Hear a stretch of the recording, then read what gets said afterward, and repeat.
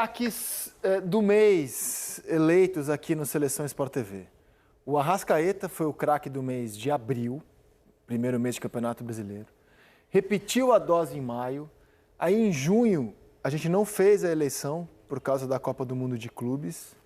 E em julho o Caio Jorge foi eleito o craque do mês. Esses foram jogadores de destaque, o Arrasca e o Caio Jorge, eleitos aqui no Seleção Craques do Mês. Hora de eleger o craque de agosto do Campeonato Brasileiro. Vamos aos candidatos. A gente pegou os 3 primeiros colocados e cada um entra com um candidato. Pedro, ele fez 2 gols na vitória contra o Internacional, Campeonato Brasileiro, não conta Libertadores. Fez 3 gols e deu uma assistência contra o Vitória e deu uma assistência no empate contra o Grêmio. Pedro, candidato. O desempenho contra o Vitória foi o ponto máximo dele no mês. Arrascaeta segue a sua regularidade, fez um gol no empate contra o Ceará, deu uma assistência na vitória contra o Mirassol, deu 2 assistências contra o Internacional, fez um gol e deu 2 assistências contra o Vitória e fez o gol contra o Grêmio. Impressionante o desempenho do Arrascaeta. Flaco Lopes virou titular, fez um gol no empate contra o Vitória, fez um gol na vitória contra o Ceará e fez 2 gols na vitória contra o Sport. E foi convocado para a seleção argentina. Vitor Roque cresceu, subiu de rendimento e é outro representante do Palmeiras, companheiro do Flaco. Fez um gol na vitória contra o Ceará, deu uma assistência na vitória contra o Botafogo, deu 2 assistências na vitória contra o Sport e fez o gol no empate contra o Corinthians. Domingo passado é o desempenho do Vitor Roque no mês de agosto com a camisa do Palmeiras. No Cruzeiro, Matheus Pereira fez um gol na vitória contra o Botafogo, foi eleito seleção da rodada, deu uma assistência no empate contra o Mirassol, fora de casa, fez um gol na vitória contra o Internacional e fez o gol da vitória contra o São Paulo, de novo eleito seleção da rodada. Matheus Pereira, 3 gols e uma assistência em 5 jogos. O Caio Jorge, ele talvez não tenha números tão expressivos. A gente vai ter que recorrer ao desempenho dele fora das estatísticas se quiserem eleger o Caio Jorge. Ele tem 2 gols e uma assistência em 5 jogos. Ele deu uma assistência na vitória contra o Botafogo, eleito seleção da rodada, fez um gol no empate contra o Mirassol e fez um gol na vitória contra o Inter. Portanto, os 3 primeiros colocados do Campeonato Brasileiro, cada um com 2 representantes e justamente suas respectivas duplas de ataque. Caio Jorge e Matheus Pereira, Flaco e Vitor Roque e, no caso do Flamengo, Arrascaeta e Pedro são os candidatos a craque do mês. Vocês têm voto já pronto? Querem debater? Hein? Eu acho que eu vou votar no Caio Jorge. Caio Jorge? É difícil, com a Ana tem toda a razão. É muito difícil, porque tem o líder do campeonato, Arrascaeta jogando, sendo determinante, o Pedro voltou a ter uma boa sequência, o Palmeiras com o Flaco e o Vitor Roque também, mas eu acho que pelo conjunto, assim, os números também no Campeonato Brasileiro, meu voto é no Caio Jorge. Eu vou confundir aqui, eu queria dar meu voto, mas é que eu só posso votar em caso de empate, né? Quem que você quer? Eu acho que o Arrascaeta teve um destaque forte nesse mês de regularidade, assim. Eu vou votar no Arrascaeta mais uma vez. É o melhor jogador do campeonato. É verdade. E ele mantém a regularidade, né? Ele faz gol, ele dá assistência, ele virou algo que ele não era, um líder dentro de campo, ele está muito mais vivo, muito mais lúcido dentro de campo. Cara, o cara está mantendo o nível desde o início do campeonato. Sim, número de gols acima do que normalmente ele faz, brigando até pela artilharia. O único momento da temporada em que o Arrascaeta não conseguiu ser muito bom foi a Copa do Mundo. Exatamente. Mas que talvez diga muito sobre o futebol dele, porque o Arrascaeta, quando vai jogar a Copa do Mundo, a Celeste, ele vira um coadjuvante da Celeste. Agora, esse tipo de enfrentamento, o Arrascaeta não tem lidado bem. Agora, Flamengo contra times sul-americanos, ele deita. Só para completar, por favor. Todos esses concorrentes estão jogando bem, cara. Todos, é muito boa essa eleição. O nível do campeonato é muito bom. Isso, primeiro, é revelador do momento que temos do Campeonato Brasileiro. Você até observou muito bem. Caio Jorge, Matheus Pereira, Flaco, Vitor Roque, Pedro, Arrascaeta. O meu voto é para o Arrascaeta porque eu acho que o Felipe Luiz, claro que com a devida parceria com a Arrascaeta, algo que eu considero muito importante. O Arrascaeta não volta mais para o campo do Flamengo para receber uma bola. Ele só recebe a bola no campo do adversário. Há uma passagem no jogo Flamengo e Bayern pela Copa do Mundo de Clubes que ele vai receber uma bola no campo do Flamengo e a bola ali é interceptada e sai inclusive um gol do Bayern. Pois bem, desde que o Flamengo voltou da Copa do Mundo de Clubes, o Arrascaeta não vem ao campo do Flamengo para receber. Esse é um ponto. Isso também, só para acrescentar, PC, na sua fala, diz também sobre a dupla de meias que joga nas costas dele, né? Porque se joga Jorginho e Saul, dá certo. Se joga Alan e Saul, dá certo. Sempre quem está ali nas costas dele, aliás, quando o Jorginho... Quando era Gerson e Pulgar, também estava super bem. A mesma coisa. Aliás, o Jorginho também, né?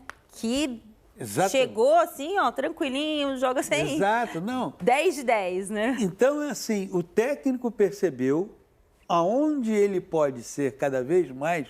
Não é útil, é decisivo. Decisivo, exato. Porque o Arrascaeta, ele é o tempo inteiro decisivo.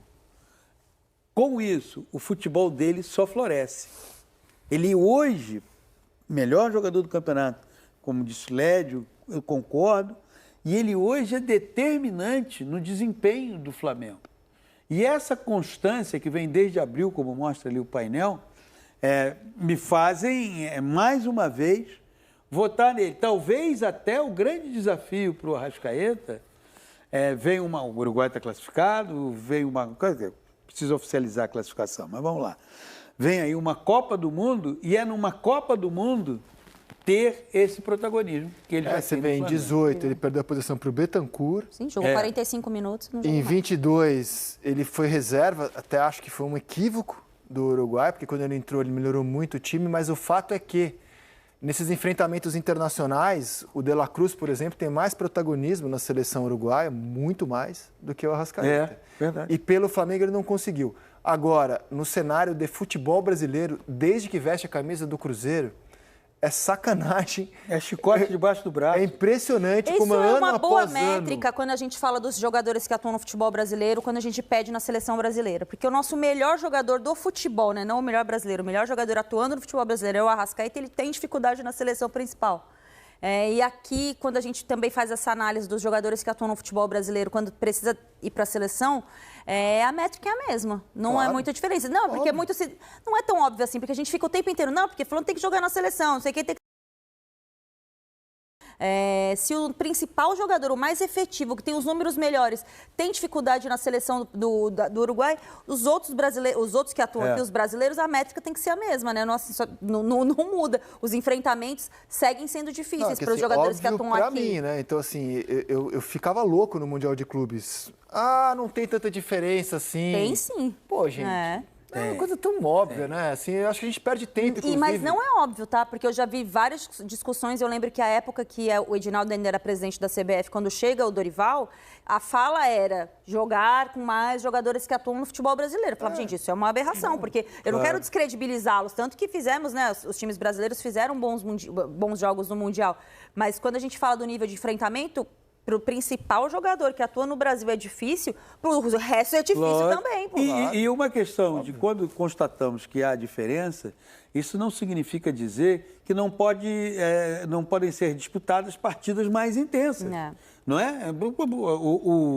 Pegando o Flamengo e Chelsea, o Flamengo fez 4 gols no Chelsea, de lá para cá o Chelsea não levou mais 4 gols numa partida.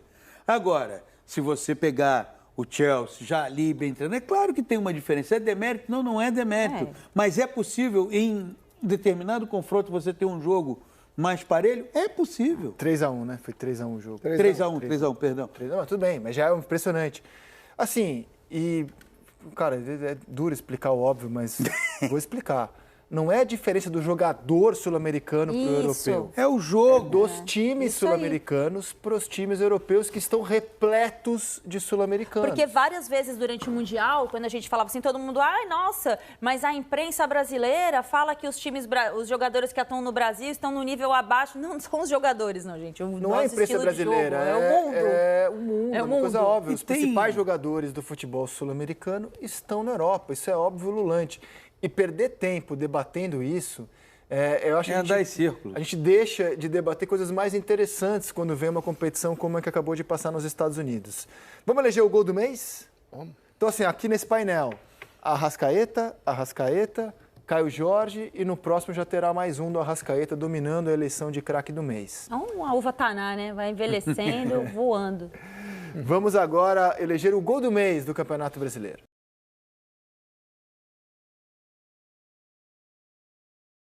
Gols que foram eleitos, os da rodada, vão concorrer a gol do mês. Abrindo pelo Eric, que foi o último gol do mês aqui, eleito na rodada desse fim de semana contra o Palmeiras. Aliás, Não, esse é contra desculpa. Que ele fez um gol contra o Essa é a rodada 18, é que ele vai fechar também.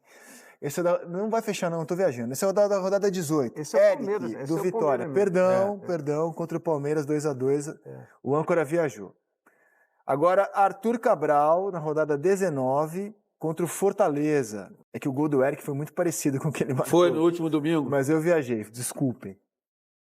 Na rodada 20, Felipe Coutinho foi o gol da rodada no 6-0 Contra o Santos. contra o Santos no Morumbi. Na rodada seguinte, que foi a 21, um gol marcado em outra goleada, a do Flamengo contra o Vitória, foi escolhido o gol da rodada. Foi o gol do Pedro, um dos gols do Pedro, contra o Vitória. É o do elástico, né? O gol do elástico, lindo gol. Lindo. Ó o drible, ó.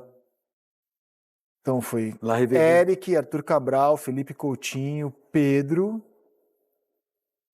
E o último gol que vai concorrer, o gol do Savarino, que ontem foi eleito o gol da rodada 22 contra o Bragantino. Jogada coletiva que vai A começar história do com gol o é Santiago muito Rodrigues, interessante, contra-ataque veloz e a finalização do Savarino. A gente está mostrando o gol já na parte final, mas ela começou bem antes. Tem uma movimentação aqui do atrás, Danilo, né? com Desde o Santi Santi Rodrigues. Aí, ó. Aê. Golaço. Tem uma movimentação do Danilo passando, ó, o Danilo está no meio de campo. Daqui a pouco ele vai passar na frente da câmera aqui, ó, indo para a esquerda. Gols Ó. muito bonitos, hein?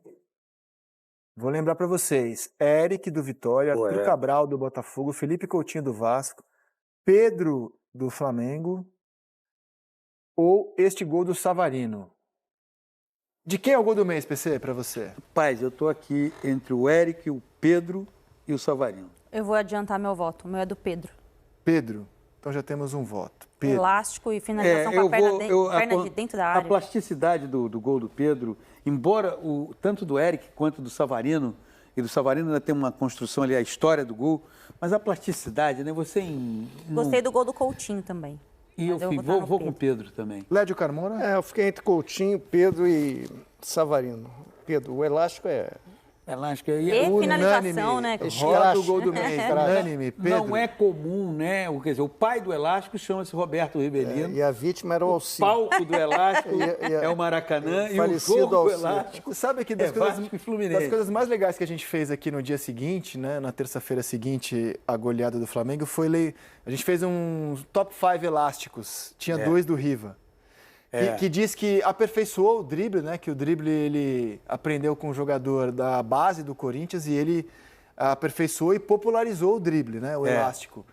E foi demais lembrar. Gente, ele dá o drible, ele faz o elástico com a perna direita e finaliza com a perna direita, assim, o equilíbrio do corpo, é um golaço. Nós que somos velhos, esse gol tem duas homenagens. Uma para o Pedro, que fez o gol. Outra ao falecido Alci Portela, que era um ótimo jogador, só é lembrado pelo elástico que ele levou do Rivelino. Não. No mesmo Maracanã. Em vez das pessoas falarem do Rivelino, eles falam de quem levou o elástico do Rivelino. falecido Alci Portela, ele Nós se temos livrou desse mantra, que agora um outro jogador levou um elástico. Um jogador... Mas ninguém vai falar do outro jogador, vai ficar falando do elástico do Pedro. Alci foi Um ótimo um jogador. ótimo jogador, um homem de uma elegância especial e um grandíssimo ritmista da Estação Primeira de Mangueira. Pois é, não Ô, foi Led, só já que você uma se vítima do auto- elástico, ele era muito mais do que isso. Já que você se auto-intitulou... Velho. Velho. O que é? Mas eu sou, E passei ele dos escreve 60, agora que eu sobre posso isso, fazer? Rizek. Ele fica escrevendo. Estou um jornalista próximo do fim de minha carreira. Mas é Pô, verdade. Milé O de senhor se Carmona. lembra onde o senhor estava no dia 4 de setembro de 1989? Trabalhávamos juntos, tá? Eu estava na provavelmente eu maternidade estava no esperando a minha irmã Maracanã. nascer, que ela nasceu 2 dias depois. Eu acho que sim, é Maracanã. Cobrindo o adversário do Brasil de quinta-feira. Trabalhávamos juntos no Jornal do Brasil. Deu trabalho, hein? Amanhã, Só cheguei em casa no dia seguinte. esse episódio, que é o mais folclórico da história de Brasil e Folclórico que Chile. você não estava lá. Folclórico. Trabalhei pra caramba, velho. Janelas de transferências aqui no Brasil. E a FATT não está especulando nenhum nome, hein? A gente, nos últimos anos, era sempre aquela tensão, aquela expectativa. Quem o malvado vai contratar no último dia? Parece que hoje não é bem por aí, Pedro. Tudo bem, Bruno? Um grande abraço para você, um abraço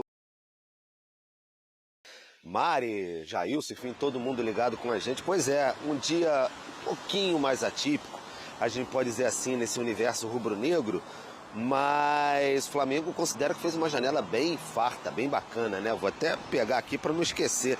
Jorginho, Emerson Royal, Saul, Carrascal e Samuel Lino. Então foram grandes reforços que o Flamengo trouxe. É isso aí, contando desde o Mundial para cá, né? Porque o Jorginho chegou para o Mundial naquela janela especial, mas foi uma janela poupuda, recheada. Estava ouvindo o Edu Afonso falar até sobre Marcos Leonardo, do Al Hilal, muita gente perguntou, etc e tal.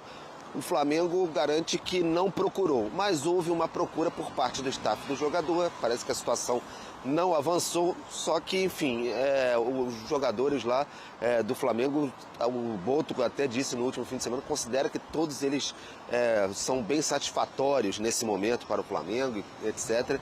Embora na quinta-feira possa até perder, por exemplo, o Bruno Henrique no julgamento no STJD.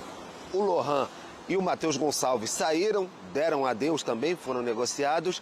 E ainda tem aquela expectativa, será que o Michael pode sair? Ele voltou ao banco de reservas no último jogo, não tem sido utilizado pelo Felipe Luiz, custa bastante. Então o mercado árabe fica aberto até mais uns dias aí.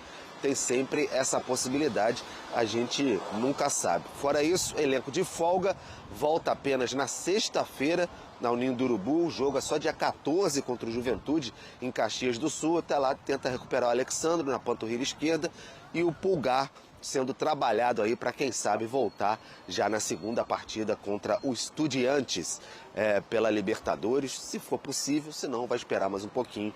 Mas o Flamengo trabalhando para recuperar todos esses jogadores, Bruno. Tá aí, meus amigos, o Flamengo que agora, né, vai ficar aí 2 semanas praticamente livres para poder recuperar jogadores e se preparar para o confronto que vai acontecer somente no dia 14, galera. Exatamente, o jogo contra o Juventude, lá no Sul, tá? Então o Flamengo vai ter tempo suficiente para preparar o time para este confronto do Campeonato Brasileiro.